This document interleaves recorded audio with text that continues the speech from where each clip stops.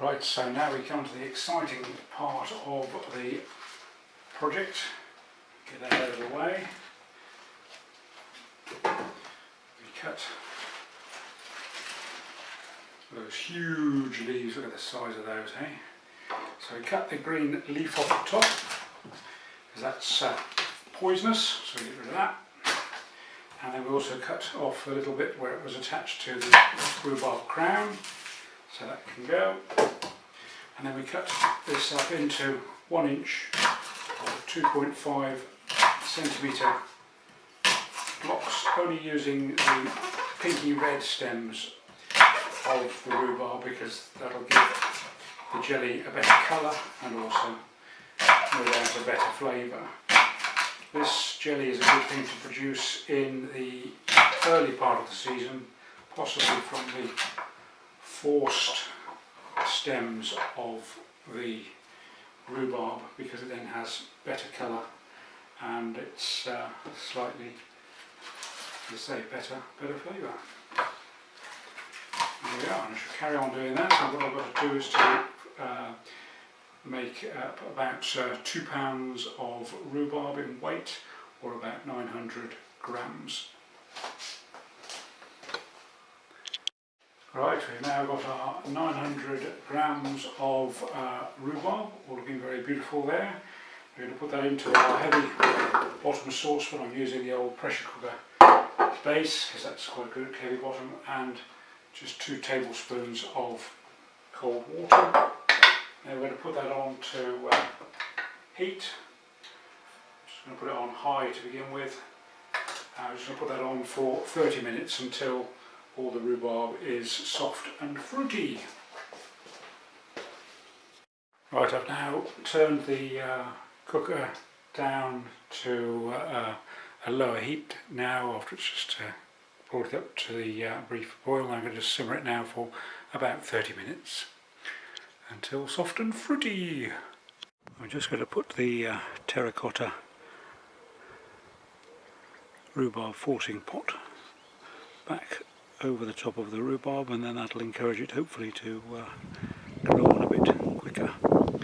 As you see, it's got no bottom, and then it goes over the rhubarb, and then it forces the rhubarb to reach for the light, and hopefully then you get some nice new stems more quickly.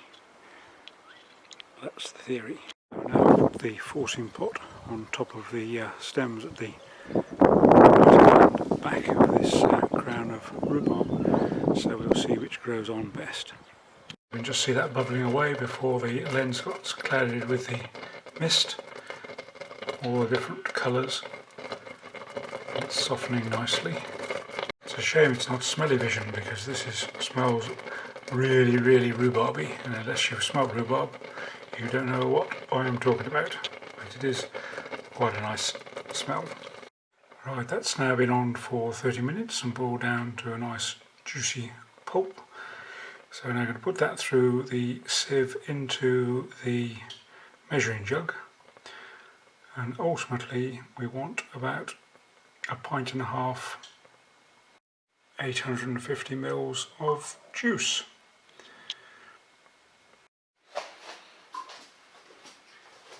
Now we're going to sieve this into the measuring jug and see how much juice we've actually got.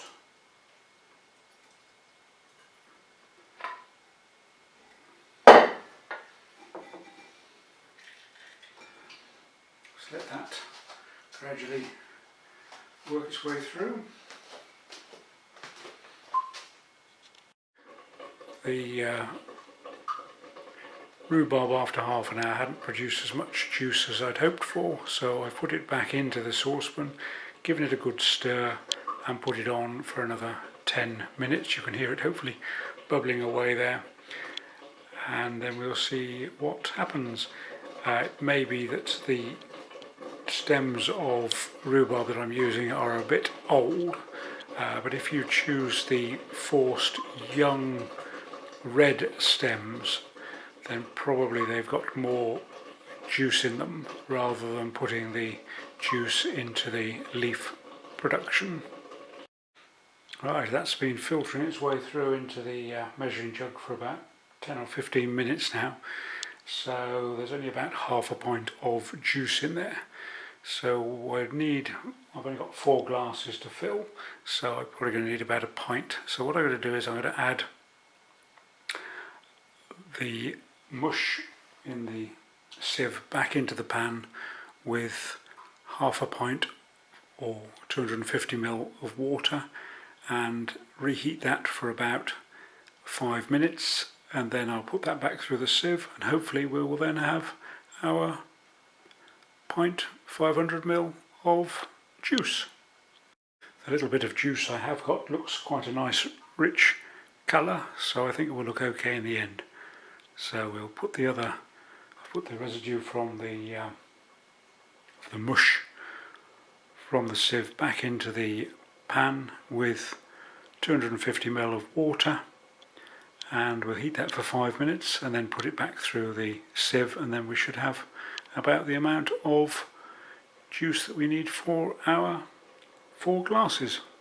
Just letting the rest of the liquid filter through the sieve into the measuring jug, and I've put, rather than putting the 6 I was originally doing, as we got a smaller amount of liquid, I'm just going to have 4 leaves of gelatin, which I've just covered in cold water to re-infuse and soften those up. And then we will add in a minute, once the moisture started finished coming out of the sieve, we will add 2 tablespoons of honey rather than the 3 I suggested originally because of the smaller amounts involved. And then once it comes down to a blood temperature, then we will add in the sheets of gelatin and dissolve them. Right, I've just stirred in 2 tablespoons of soft set honey. We'll get that nicely mixed in whilst the juice is all nice and warm. And then once the juice comes down to about blood temperature, so when you put your finger in it doesn't sort of burn your finger, then we'll add in these 4 leaves of gelatin one by one until they're dissolved, and the gelatin will then make the jelly set after about 4 hours in the fridge.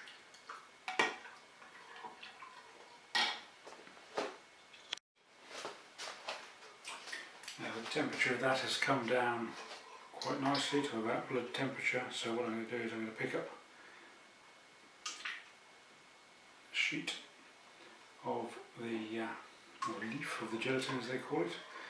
I'm going to mix that in one by one so they don't end up with any lumpy bits.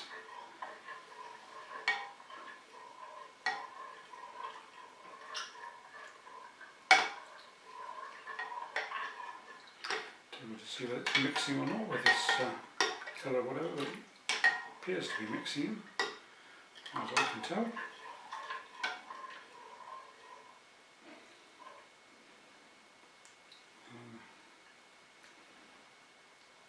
Get another final 2. You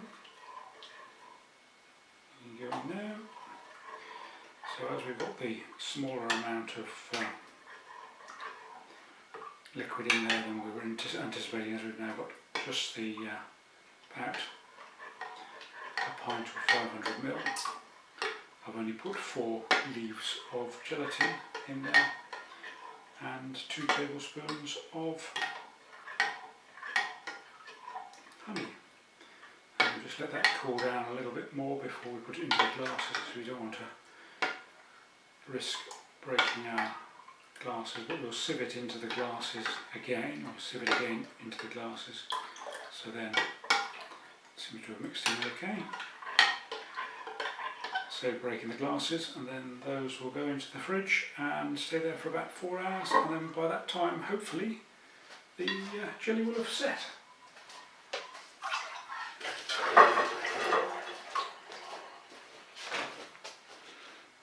I do feel that I've aged during this process, and you're probably thinking much the same thing, but anyway, we will prevail.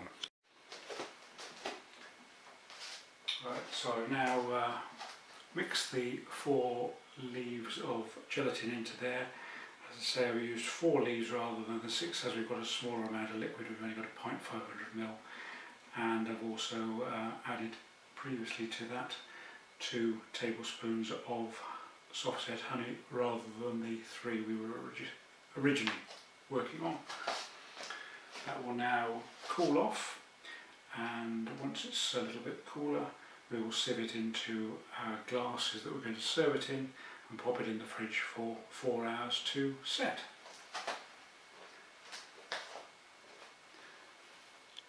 Alright, we're now going to sieve this into the individual glasses bit by bit. We're going to do a little bit at a time. Hopefully it's not too, it's reasonably cool now, so I won't break the glasses. I hope it won't.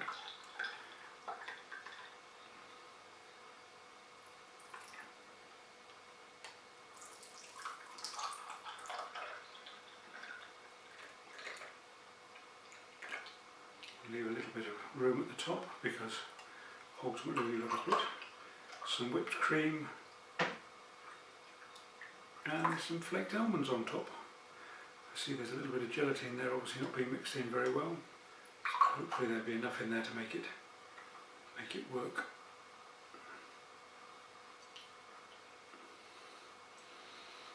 There we are, a little bit left over for Chef.